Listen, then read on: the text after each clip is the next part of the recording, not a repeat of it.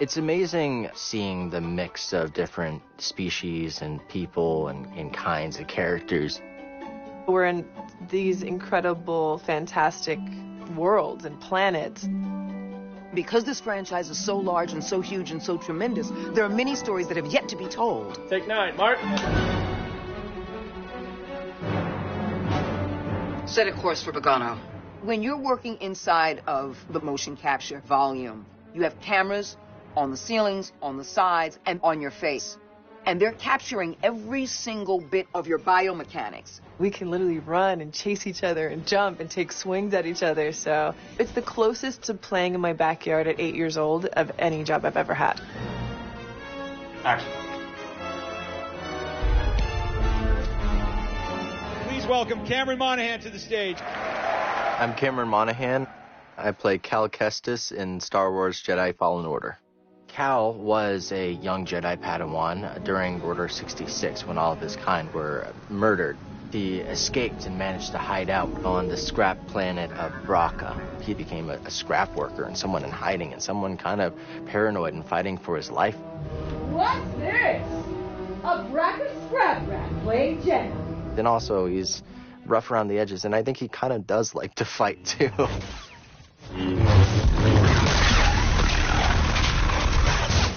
I'm gonna need to get through here.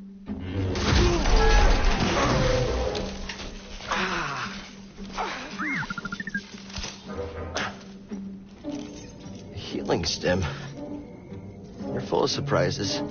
BD-1, our buddy droid, is a wonderful addition to the droid family. He was sort of designed as like an adventure companion. By having me operating this little guy as a placeholder for the animators, it's also nice for the other actors to have something to play opposite, and so that's kind of fun because then I can inject a little personality I feel that BD-1 has. The two of them have a really wonderful relationship. In many ways, I think Cal's kind of best friend across the story. Real moves on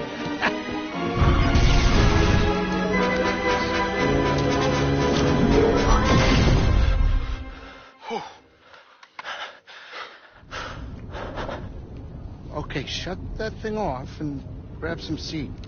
Seer and Grease enter into Cal's life explosively, and I think that Cal is of two minds about it. You've been surviving on your own for so long that it's impossible to trust anyone. And it's what's kept you alive. I think that ultimately he has to do this mission because this is what he was made for. He's a Jedi trying to restore balance. Before we do anything, I need to know something. How come you're no longer a Jedi? Seer Junda completely cut the Force out of use in her life. I had an experience that changed my perspective. And she decided that she would not use the Force because using it might pose a threat to not only her, but to others, which it already did to a certain extent. Yeah, the Mantis is my ship, but you better pay attention to this lady here. Grease Dritus is not, let's say, the most affable Lateron. He's had some hardship in life. He doesn't trust people too much. What is that? Get off my sofa! I hope you found something better out there than this droid. Oh, calm down, Grease. He's got something he's running from, and it puts our hero in a very precarious position. Let's see what he's got. Damn it, Grease. But, by the way, a nice guy. Heart of gold. This place seems abandoned, but... You trespass, Jedi. Hi, my name's Tina Ivlev. I play Marin in Star Wars Jedi Fallen Order. You must be a Night Sister. Dosamir is forbidden to you. Leave at once. Easy. She's from a coven that is extinct now. She's the last of her kind. She can raise the dead pretty much whenever she wants. Cal and Marin come from a similar background of loss. They both experienced watching those that they care about die. She's spent her entire life growing up believing that the Jedi are responsible for killing her sisters. They will have their revenge. Marin has a wall up in a similar way that Cal does at the start of the story. It takes him proving himself over and over and over and over again for her to realize, like, okay, maybe this guy is telling the truth. That was really fun for me to play because Marin is socially, like, she doesn't understand, like, what a normal relationship between people looks like. Sorry. Who was that back there? Imperial Inquisitor.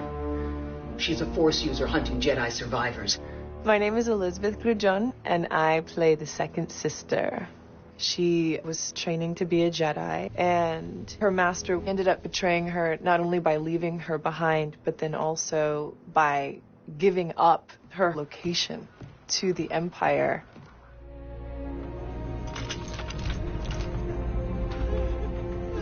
It plays out in such an angry and powerful way when she becomes a second sister. What it taught her is to love is to die, and to kill is safety. She was tortured to the point in which psychologically and emotionally the damage had been done.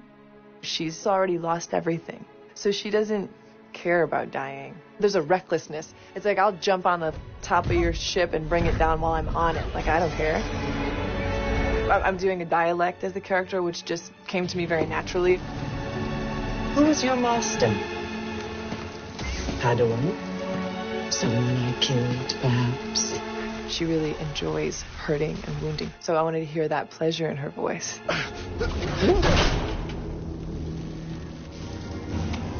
Not bad.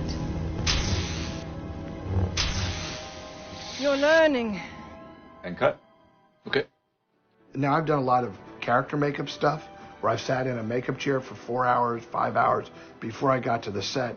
Getting to put grease-dritis on and not have to go to the makeup chair, that's an extraordinary gift.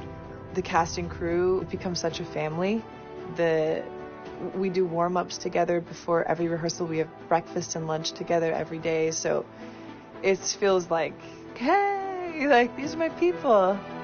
I hope that people walk away with a really wonderful sense of these characters, of the adventure and story that they've been along for the journey with. You know, the story is about learning to trust and trusting in the Force and what that means. It's about coming together for a mutual purpose and to trust in the fact that ultimately, if you do the work, then maybe, just maybe, the tide will change.